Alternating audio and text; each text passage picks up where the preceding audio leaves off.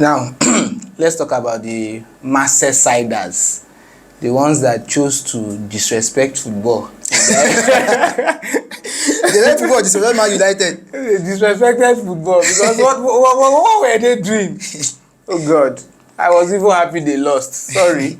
And I think Arsenal and Man City fans too will also be happy that they lost. Maybe it could do 1 or 2 damages to their confidence. I don't think that. I'm not trying thinking that. Well, especially after the whole international break has covered it. They have been collated and you get. Liverpool vs Brighton at Anfield. Why did you pause? I'm thinking a lot of these things in my head. Okay. Let's start. Let's help you unbox your head. One, you know, I always say it. They will score goals. Though Brighton have not been giving that vibe like they did last season. That whole vibe of if we catch you back, you will score this goal. We are always for this Abbey game. Till Wadila was saying, Brighton play physical football that is scared of this Abbey's football and all. The tiki-taka, the way they play, the way they run at it, the way at some point we were calling them the best transitioning team. Yes, because the way they transition from the back to the front, it is very quick. Superb. But this season, maybe let's say probably because they sell most of their players. But they've always been known to sell players. Selling but they've known. But this time around, they said practically their most valuable players. The players that are playing the games for them. Makalisa, Caicedo, Trossard. Who else do you think will play that game? Now, Mitoma this season is nowhere to be found. He has not even been playing. This season is woeful. I think woeful is being harsh on him. No. Don't you think woeful is? I'm not saying he's not harsh, but I'm just saying he's not playing what last season, to the standards. Last season they were always saying they will sell it for 100 million, 120 million. Yeah, his stock would have. His stock has dropped. As an Arsenal fan, if you want Arsenal to buy it, how much we think Arsenal should pay for him? Maybe 30. 30 from 120 to 30. Yes, I agree. So now his stock level. He dropped drastically. You get, but I don't think Wolf. You know, he's not fair assessment of his performance. Okay, now you said from 120 you will pay 30. What will you now call that? The 122 was not a realistic. But 100 is realistic. 100 was not realistic. 100 is realistic. I will tell you the reason why 100 is realistic. 100 wasn't realistic. I will tell you the reason why it is realistic. See, the now, only team do you know what he played? 100 for him are the London billionaires. Let's go on. Forget London billionaires. No, okay, now 100 was just a fixed price. They were never going to get 100 for him. You think so? Yes. I think I know so. AC Milan or Inter Milan was saying they want to pay 70 for Mitoma. Yes. If AC Milan pay 70 million for Mitoma, they should investigate the Serie A. The Serie A. Because Serie A are not known for buying players. Who gets it? But Mitoma then, well, he was playing superbly well. Because you know he's not much of a marker.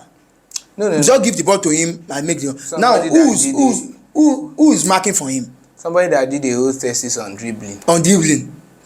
So now who is marking for him? Well, nobody. They want him to come back to mark and still carry the ball. He's not known for that. See, another thing, criticism of Mitoma that I would give to you is, you see, players, what determines world-class players sometimes is their ability to adapt. Okay. You understand? Yes, there were these other guys that were doing this thing, and if the present system the manager is operating, maybe because of injuries and everything, Estupinian is not getting the number of minutes he used to have under the same manager. No, Estupinian this season had a lot of injuries. You get? Yeah. So now, if because of all those factors, the manager now say, okay, I expect this of you. You understand? There should be a way you should try and balance your game. Let me give you an example. When we look at Doku in Manchester City, I don't like any of that guy's name. In the beginning of the season, I told you we told, or let's say we told some people where we used to talk Watch football. We said, this guy, give it 4 weeks, especially that game where he did 5 goals and assists in one game. So give it some weeks, this guy is going to be sorted out. Because you could see the space they were allowing him to run into. And this guy is a ball carrier. Once you allow him that space, you understand, I don't know who you are, he's going to beat you. Yeah. But once he does not have that space to build that running momentum, to think you get, he's just an average player. He does. No, he's already he's below average player before. Okay. He does majorly what the what an average player is. The wingers in Manchester United do. They just recycle the ball. You give them the ball, they hold it, they recycle it, give it back to you. Bukuma mentioned him. No, I just said the wingers in Manchester. Wingers, I only know one winger who does that in Manchester United. So Kukuma mentioned him. The wingers in Manchester United. Manchester United fans. You know your wingers, have you? You know your wingers. And like I said, I got you guys. I got you, bros. So, when you look at a player like that not being able to adapt his game, you look at Saka in Arsenal. In the beginning of the season, he made a statement. He said he felt teams were beginning to double mark himself and Martinelli. No, someone forgot, maybe Vieira or Pires said last week that if care is not taken, they will kick him out of football. I've forgotten the person. It's not Vieira or Pires. In the next, by 25, he'll be kicked out of football. Because he's the most kicked player. They kick him a lot. But what I'm just trying to say is that having 2 players come on you understand. I think he's been able to adapt his game. You understand. Look for different ways to beat his players. We've seen how Bernardo in midfield plays. Then Bernardo will now go to the flanks. You understand, and the way he adapts. Those are the things that defines an exceptional player. That is the only talking about Mitoma that I think I hold. Talking about that, you just said exceptional players. I don't think Mitoma is an exceptional player yet. He's below average as far as I am concerned. He's still below average. He's below average. And you were saying 100 million was justifiable because of what he played last season. Players are known for that. Okay, Mudik, that you say you are a fan of. How many seasons did he play? Even if he played 10 seasons. Caicedo, how many? McAllister, how many seasons? Wait now. What? McAllister, how much? McAllister gave them at least 2 good seasons. Okay, Hendrick, that Madrid paid for. You know how much they played for him since Madrid are always known to do that. so the other players that you called, when I said only one London billionaire team will go and do it, all the other players that you called. Man United bought Anthony. How many seasons did Anthony play? The thing that happened at Manchester United is that they were just that time. So now the point here is, if you see a player for that season, you'll be like, wow. I don't want other teams to get the player ahead of me. Well, I think that's what Madrid does a lot of the time. You understand? It works for them. So moving on. We've judged a lot about Mitoma and Adingra.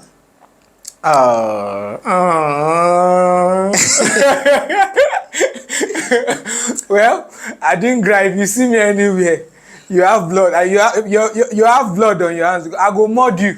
That's the way you do my country for AFCON. You still pay me, but wonderful player. Wonderful player.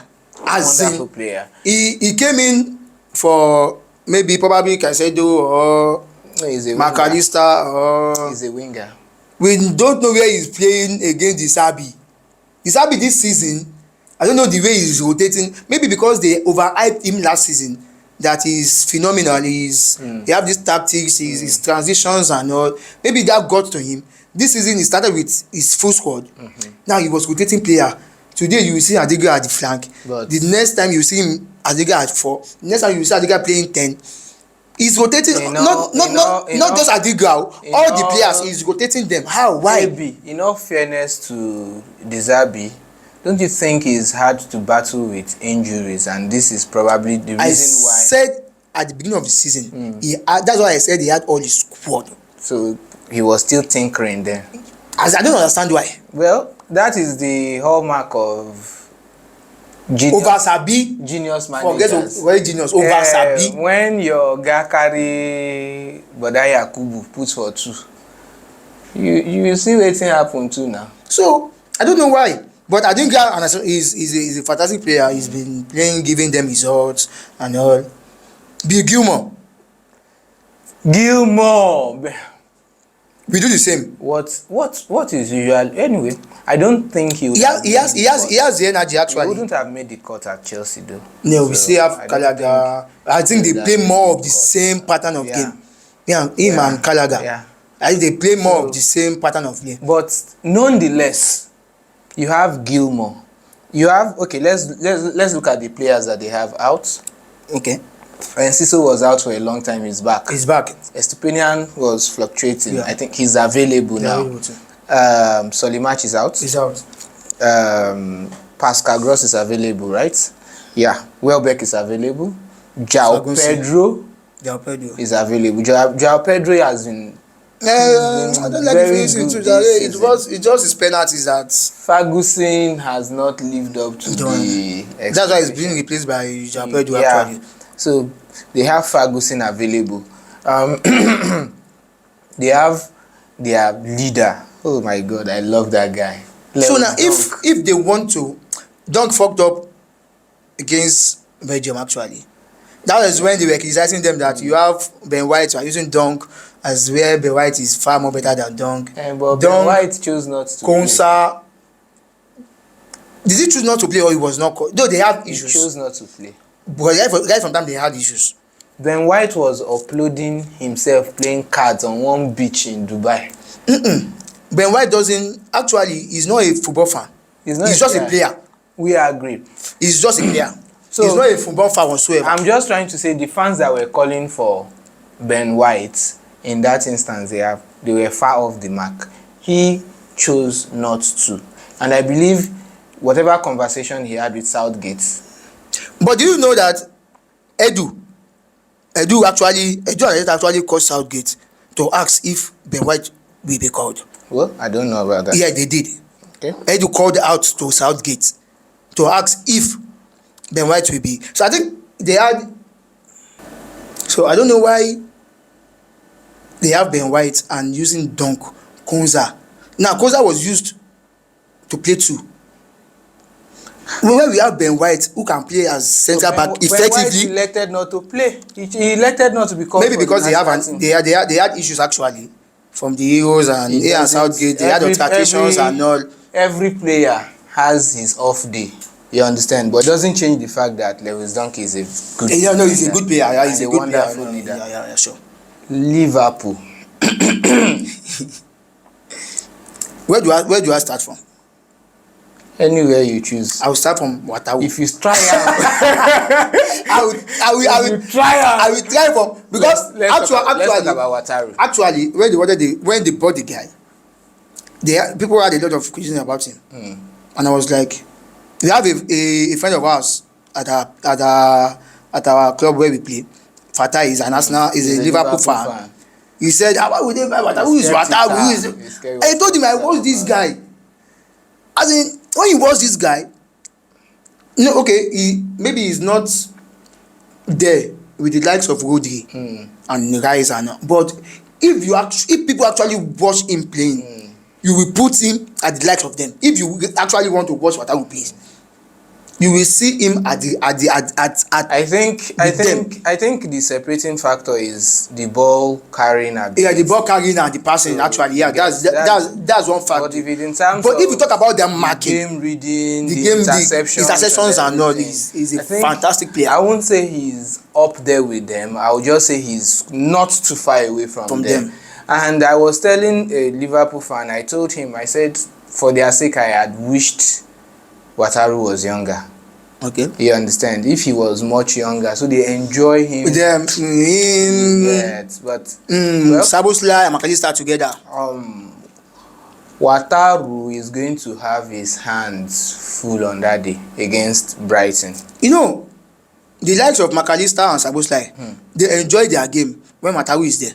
Because they know they have someone they can trust that will mark for them, that will intercept the ball, that will give them back the ball. All he does was just sit back, intercept the ball, give it back to them. Let them play. He just dictates play for them. He just dictate plays for from them. the base of midfield. You only see him up front when they are losing, where he tries to go get some, because he scored some goals, where he tries to get some shots. That's when you see him up front mostly. But when they are leading, he's always at the base there, just waiting for where the ball is coming from, intercept, return the ball back to Szoboszlai or McAllister. Let's talk about Szoboszlai. Do you think that it's been in the beginning of the season? Let me start by saying that in the beginning of the season, a lot of Liverpool fans and even some fans were saying, Szoboszlai. Do you think it's been that piping of a signing? It's actually depreciating. Actually, the way he started, drastically depreciating. The way he started, the runs, the passes, the shots, it was on top. It was top notch. But now I don't know. Maybe because he went injury and came back, everything just dropped. But still, he is still playing. He's a good player. He's a good player. Anytime, any day, we start ahead of Gravenberch. Anytime, any day. He's injured. Even if he's not injured, he will start ahead of him anytime, any day. Don't you think they are not the same kind of players? They actually are they? Yeah. I don't think they are totally the same. Gravenberch believes more on his athleticism. And Szoboszlai believes more on his ball work. They are playing the same position. Yes. So they are different kind of midfielders. Yeah, but they are playing the same position. Szoboszlai, rather than run with the ball, if Szoboszlai can locate you there, he will put the pass across to you. Gravenberch, if he can locate you there, he will choose to move with the ball. So that's why I say he believes more on his athletic prowess than, and maybe because he feels he can, and he doesn't even have the muscle. So I think Szoboszlai we start the game. That's I think and he will actually play, but he's not giving that shots like he normally that he does at the beginning of the season. Because his spaces are off now. So I don't know why. And his accuracy is not as it was. So because on the few occasions where we've seen him hit it, if he gets accurate, it's because there's no power behind the ball. When he hits it with that power, it lacks accuracy. What if McAllister hits it? No, McAllister is a Scottish Argentine beast. Because even when he was at Brighton, he scored some goals from range. McAllister is somebody I rate his ball striking a lot. From range. I think one of the goal of the month this season, he has a phenomenal right foot. So and I like his energy. Yeah. I like the fact that McAllister is should I call him, apart from Casemiro, is about the second South American of this generation that I feel he's just too serious about football as a midfielder. He just wants to play the ball. He doesn't have time for the flares that we know with South Americans. You see him, he's running. If he's not running, once he doesn't have time for... I want to call Raul. Is it Raul that plays for Atletico Madrid? Raul. Argentine player. Raul. That was playing... They played together for the World Cup.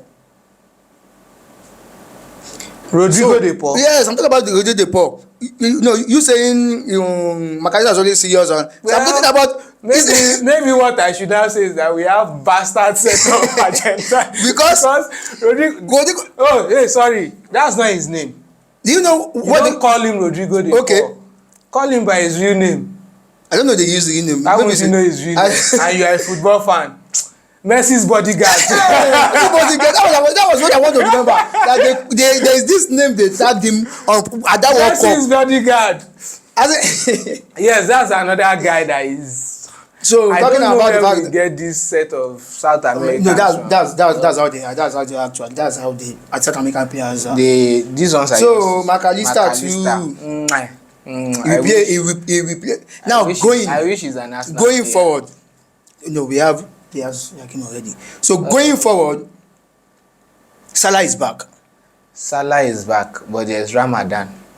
Doesn't stop Oh anything. God, this guy is just Doesn't too stop serious. anything. Don't you get the joke? I'm not getting Salah anything. is back, but there's Ramadan. You know I don't joke Oh too. my You know I don't joke. When I goodness. play, I know when I play, you know I don't joke too. Please, can you Yes. cut this video? I'm done with. If you don't get that joke, we are not moving on. I don't get the Salah is back, but there's Ramadan. I don't get the Just joke. laugh. Eh. Yes.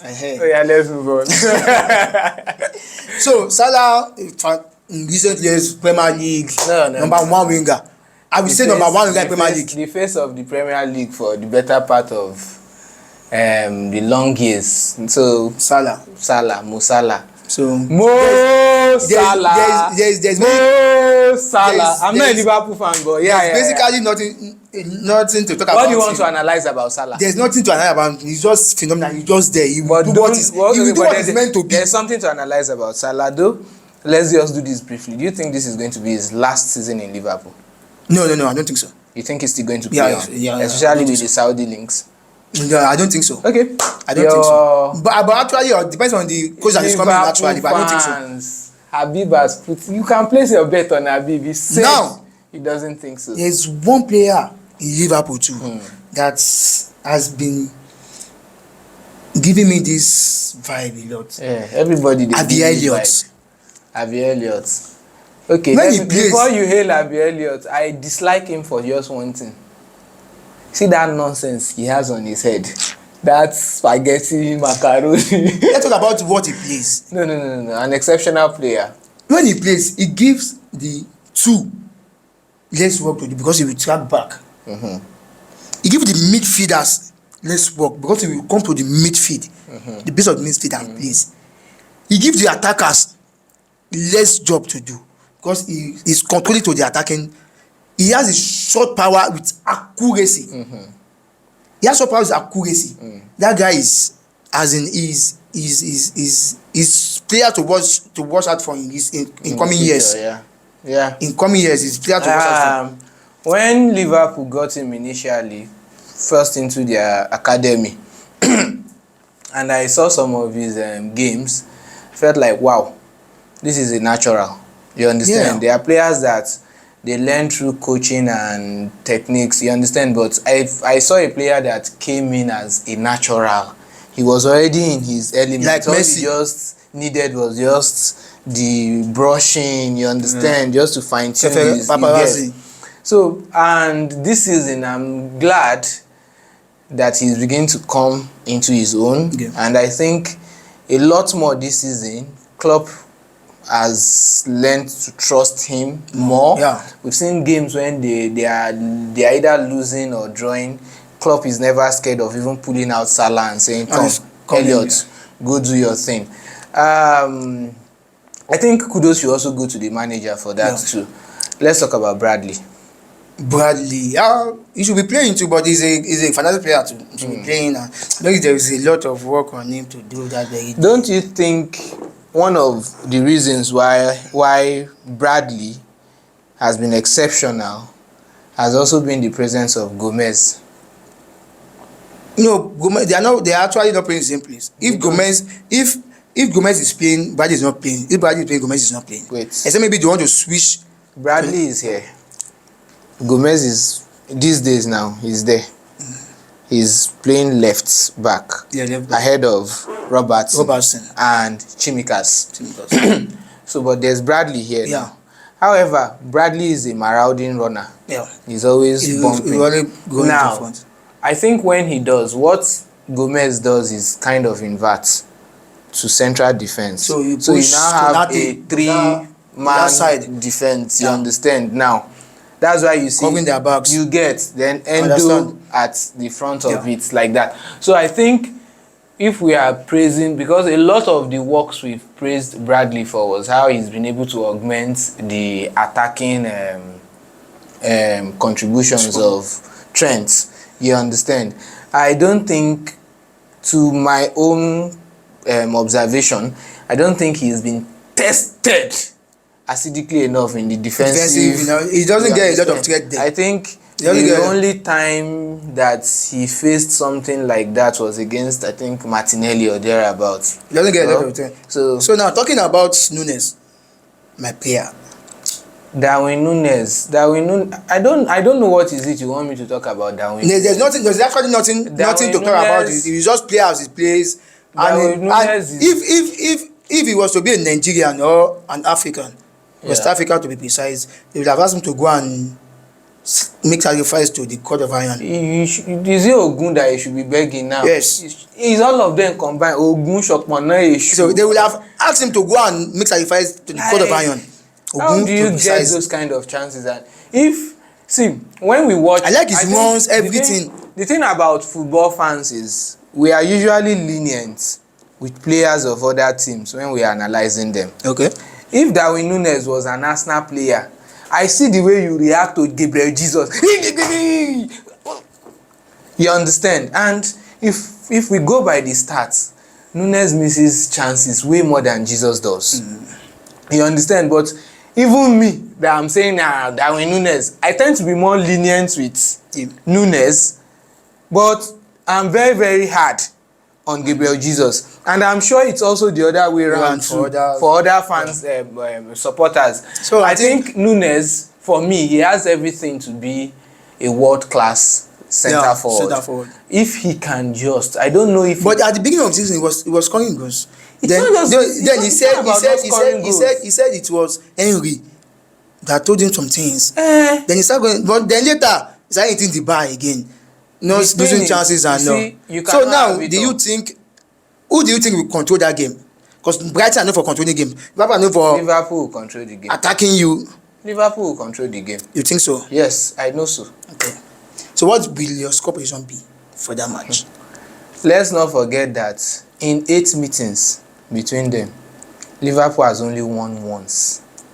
In the past 8 meetings, Liverpool has won once. There's been 3 draws, including a 3-3 draw. Yeah, 3-3 draw between them, and the remaining has been 2-2 draw too. And yes, 2-2 draw, 1-1 draw. The remaining has been Brighton. That's 4 solid wins, and the wins is irrespective of whether they are playing home or away. But because of everything involved, at stake. Although a lot used to be at stake too, because from 2019 to 18 Liverpool have been consistent with wanting to win the league. Yeah. You understand? So there's always been a lot at stake for Liverpool, but there's something in their demons that just gets to them on whenever they face Brighton and they don't just give their best. However, because of the whole dynamics involved now, there is a lot of incentive for Liverpool to win this game, because they will be looking at the game with one eye on the game between Arsenal and Man City. They will be hoping they want to win by all means. So at least just get one over these 2 other guys. You understand? Brighton, on the other hand, would also be looking to consolidate on their dominance over Liverpool, their recent dominance over Liverpool. And De Zerbi, known for who he is, whether we will now call him De Zerbi over Sabi, we will now see in this match. You understand? Because I feel like tactically, I think he's going to outdo Klopp in the game. Okay. However, I'm saying Liverpool would control the game because of the availability of superior players to Liverpool. So I'm looking for a prediction where I think Liverpool are just going to edge it narrowly. So they are going to win 2-1. 2-1. Yeah. Well, and so that I like making bold calls. I'm going to predict Brighton to score first. Actually, I was having different opinion about the match before, but thinking about everything, the players, those that will be available, how Brighton have been playing in recent times. Initially, I was hoping for 2-2 draw. Olote. It's not about being Olote. It's Olote FC. Let's go. But now, taking out looking at the way Liverpool wants to cement or go back to the top of the league, and knowing fully well that Arsenal and Man City are playing next, they want to win by all means. All means. And winning by all means now they might overdo things and make mistakes. Hey, Officer Habib is talking. No, that's not the that's the point. Meanwhile, assuming there's something you're not doing. Assuming Arsenal and Man City are playing before Liverpool, it should have been a different result. Because it should have been a different game for them. But now, if Arsenal and Man City played first, they won't have any pressure. They know what they are going for. But now, they still know what they are going for. They are going for a win, but it will be a different one for them. So now, I think I will still stand on my 2-2. Don't let me change, because I was thinking I will go for 2-1, but I will go for 2-2. If it doesn't fuck up. I'm thinking there will be a penalty in that match. That particular match. I called away Brighton. Away first to score. He's calling sure PK. PK, yeah. There should be a PK in that match. Let's go. Because remember what I think this season, Brighton